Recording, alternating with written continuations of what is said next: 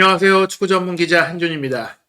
맨체스터 시티가 또 못 이겼습니다. 이번에도 안방에서 충격적인 결과를 맞이했는데요. 비록 최근 이어졌던 연속 패배는 멈추면서 무승부를 거뒀지만 이 무승부의 과정이 굉장히 실망스러웠거든요.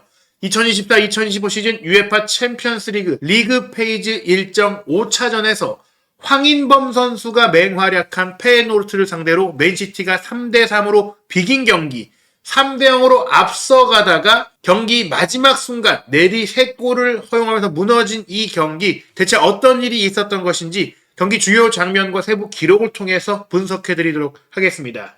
맨체스터 시티가 페예노르트와 3대3으로 비겼는데요. 이 결과는 1989년 이후에 맨시티가 3골 차로 앞서던 경기를 이기지 못한 최초의 사례일 정도로 정말 오랜만에 겪은 굴욕적인 무승부라고 할 수 있겠는데요. 이 경기 사실은 경기 전반전은 44분에 엘링 홀란 선수가 페널티킥으로 선제골을 기록을 하면서 챔피언스리그 역사상 최단 경기 만에 50번째 챔피언스리그 공격 포인트를 만들어내면서 기분 좋게 출발을 했거든요. 그리고 나서 후반전 시작 5분 만에 귄도안의 2대0을 만든 추가골이 나왔고, 또 53분에는 홀란 선수가 한 골을 더 보태면서 이 경기는 가볍게 맨시티가 이기면서 부진을 탈출하겠구나 라고 생각이 됐는데, 75분에 하지무사의 추격골이 나왔고, 82분에 히메네스의 만회골, 그리고 89분에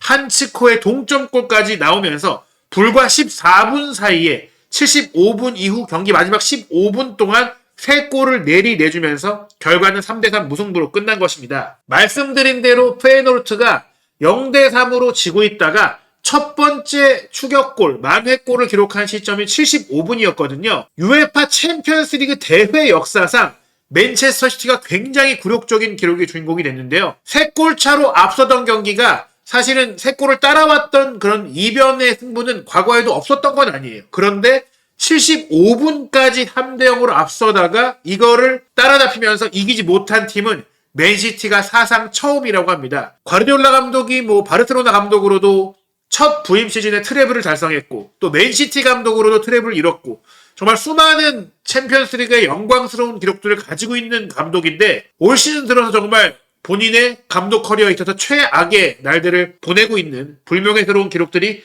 쌓이고 있는 상황이라고 할 수 있겠습니다. 잉글랜드 클럽 전체를 보더라도 챔피언스 리그에서 3골차 리드를 잡고 있다가 경기를 이기지 못한 사례는 이전에도 2번밖에 없었을 정도로 흔치 않은 일이었는데요. 과거에 아스널이 안더레르트와의 경기를 3대0으로 앞서다가 3대3으로 비겼던 경기, 리버풀이 세비야를 상대로 3대0으로 앞서다가 3대4로 비겼던 경기, 그리고 맨시티 구단 자체적인 역사를 보더라도 61년 만에 맨시티가 6경기 연속으로 2골 이상을 내주면서 6연속 무승의 늪에 빠지는 그야말로 최악의 수비를 기록하고 있는 상황인데요. 경기 기록을 보시면 3대3 무승부였는데 그럴만했다.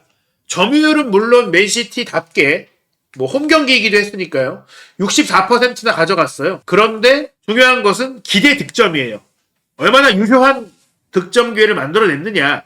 슈팅 숫자 18대 10으로 맨시티가 앞서긴 했지만 페예노르트 역시 만만치 않은 슈팅을 뿌렸고, 유효 슈팅도 9대 5로 맨시티가 앞섰지만 기대 득점은 맨시티가 2.11골, 페예노르트가 2.12골로 근소하게 오히려 페예노르트가 앞섰어요. 말씀드린 대로 전반 44분 엘링 홀란이 선제골을 넣으면서 경기가 이제는 맨시티가 쉽게 풀어가겠구나라고 생각을 했고, 그로 인해 후반전 초반 8분 만에 3대0까지 벌어졌을 때만 하더라도 낙승을 예상했지만 실제로 경기의 기대 득점 값의 실시간 그래프를 보시면 엘링 홀란이 페널티킥으로 선제골을 넣기 전까지는 비등비등했다. 이 차이가 크지 않았다. 그 얘기는 전반전 내내 경기력적으로도 맨시티가 물론 주도는 했지만 그렇게 압도적이지는 못했다는 거예요. 3대0이 된 시점에는 크게 벌어졌지만 오히려 그 뒤에 방심했던 탓인지 3대1의 골을 내준 이후에 급격하게 페예노르트의 기대 득점 값이 올라갔습니다. 이런 부분들은 실시간 공격 위협도 그래프를 통해서도 드러나는데, 물론 경기 초반에 한 20여 분 동안 맨시티가 경기를 지배했고 공세를 가져왔어요.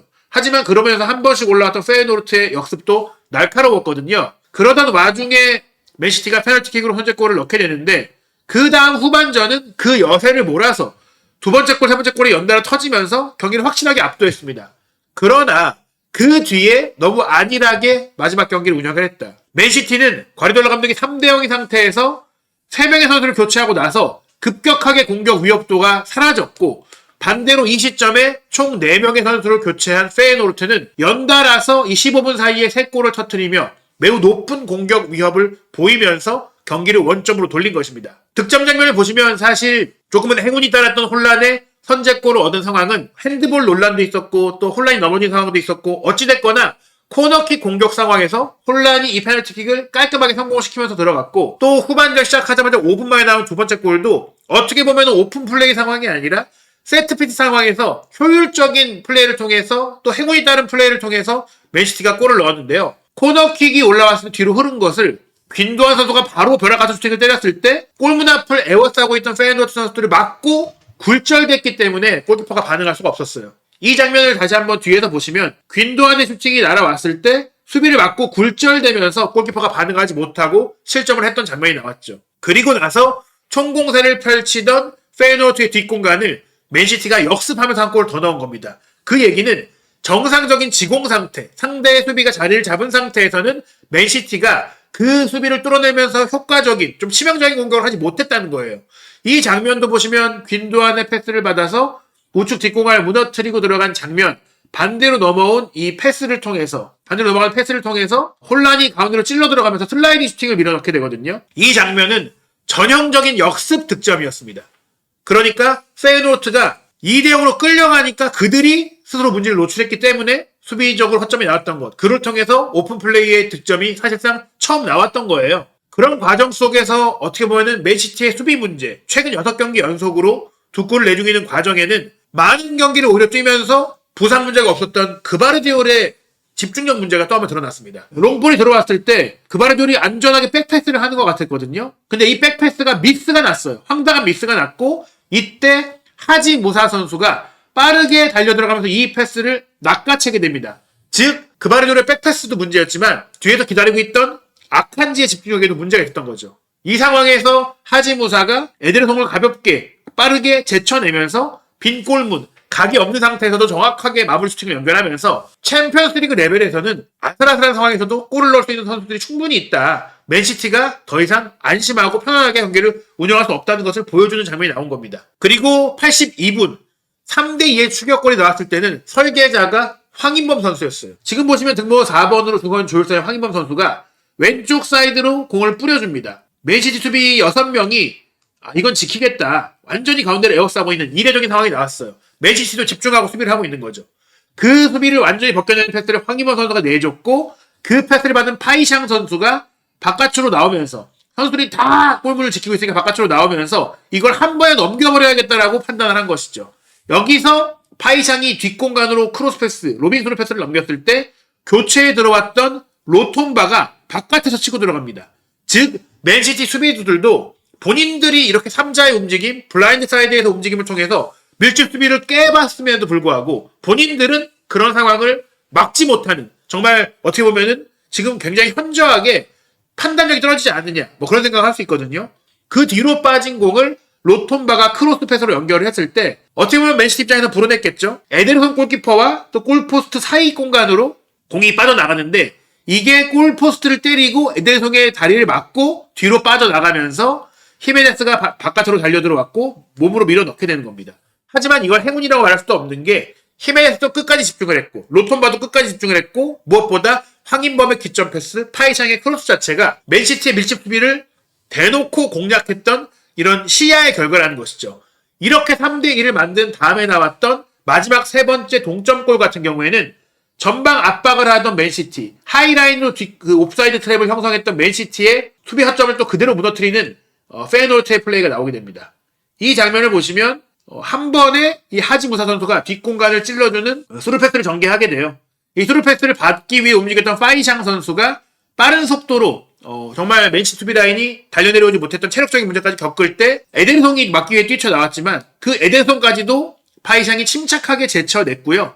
그 다음 뒷공간을 무너뜨린 이후에 크로스 패스를 올린 것, 황인범 선수가 가운데 들어와 있는데 이쪽으로 또 맨시티 수비들의 시선이 쏠려 있어요. 어떻게 보면은 골키퍼도 크게 벗어나온 가운데 이 공간 반대쪽에서 포기하지 않고 달려온 한치코 선수가 헤더로 이제 밀어 넣으면서 3대3까지 나온 것은 페이노르트가 행운으로 이렇게 연달아 골을 넣은 게 아니라 전술적으로, 패턴적으로 굉장히 효과적으로 맨시티의 수비를 무너뜨렸다는 것을 볼 수가 있는 것입니다. 그리고 말씀드린 대로 너무 섣부른 선택이 조금 있었다. 맨시티가 3대0으로 리드했던 그 순간에 페이노르트는 연달아서 제루키 선수라든지 벨렌 선수를 투입하면서 공격을 강화했고, 그 공격을 강화하자 조금은 체력적으로 또 수비적으로 교체를 가져갔던 이 동시간대 이 맨시티의 판단은, 과르디올라 감독의 판단은 좋지 않았다. 수비수 아케를 빼고 유망주인 심슨 푸시 선수를 투입을 했고, 또 긴도안이 지친 자리에 더브라이너를 투입했고, 공격수 포든을 빼고 미드필더 유망주인 메가티 선수를 투입을 했는데, 더브라이너는 그렇다 치더라도 경험이 부족한 심슨 푸시와 메가티가 들어갔을 때 오히려 페이노르트는 팀 내 최고의 결정력을 갖고 있는 히메네스, 그리고 측면 공격수 로톤바를 투입을 했고, 상대의 이 경험이 부족한 선수들을 잘 공략을 하면서 이 교체가 이루어지면서 연달아 3골이 나왔다고 볼 수 있는 거예요. 이날 경기 홀란 선수가 최전방에서 2골을 넣는 등 좋은 활약을 펼쳤지만, 이번 경기에서도 잭 그릴리시는 개인적인 큰 퍼포먼스를 인상적으로 보여주지 못했고, 베르나르도 실바 역시 본인의 최근에 그 경기력이 좀 하향세를 보이고 있는 부분이고, 필포드는 그나마 이날 좋은 활약을 펼쳤지만 그 좋던 필포드를 굳이 과르디올라 감독이 교체 아웃시켰던 겁니다. 귄도안도 마찬가지예요. 마테우스 누네스는 정말 결정적인 패스를 홀란에게 배달하기도 했었고, 꾸준히 좋은 활약을 펼쳐서 끝까지 뛰긴 했지만, 오히려 이런 선수 교체들이 이루어지면서 또 본인이 메가티가 들어왔을 때는 공격 영향력이 또 줄어들었어요. 결국 이 교체 선수들을 택했을 때 잘하던 선수를 빼고 부진하던 선수를 남겨놨던 것, 그 판단조차도 잘못했다고 볼 수 있는 것이죠. 이날 황희범 선수는 4-3-3 포메이션의 페이노르트에서 딱 중앙 역할, 사령탑 역할을 너무나 잘해줬습니다. 앞서 말씀드린 기점 패스뿐만이 아니라 평균 위치와 패스 네트워크를 보시면 4번, 페이노르트의 4번인 황희범 선수 쪽으로 모든 공이 몰려요. 골키퍼부터 후방 빌드업을 했던 네덜란드 전형적인 축구, 토탈 서클을 구사하고 있는 페이노르트에서 센터백을 통한 빌드업이 대부분 이렇게 황희범 선수에게 몰렸다. 다른 미드필드 누구도 아닌 황희범에게서 가서 다시 공이 방출되어 나왔다. 이런 부분들은 황희범 선수가 페이노르트의 실질적인 전술적인 리더이자 마에스트로, 조타수로서의 역할을 하면서 맨시티전에 기적과 같은 무승부를 끌어낸 것이고, 또 하나 주목할 점, 맨시티도 전방 압박을 열심히 했지만 굉장히 효과적으로 페이노르트도 전방 압박을 하면서 3번의 하이 턴오버 중에 2개를 슈팅으로 끌어냈고, 그리고 이게 다 골로 연결됐다는 생각들을 좀 보면은 결국에는 페이노르트가 전술 전략적으로 맨시티를 잘 잡았고, 이제는 맨시티를 잡는 법이 거의 교과서처럼 퍼지고 있다, 이렇게 볼 수 있겠습니다. 황희범 선수의 개인적인 기록을 보면은 후반 추가 시간까지 뛰었거든요. 결국에는 3대3이 됐을 때 이 3대3을 지키기 위한 교체 속에 나왔기 때문에 거의 풀타임을 소화했다고 볼 수 있고요. 히트맵을 보시면 아래 지역에서 정말 전천으로 뛰었죠. 그러면서 오른쪽, 왼쪽, 전방, 공격형 미드필더 역할, 수비형 미드필더 역할, 모든 역할들을 다 했고 세트피스까지 전담을 했다.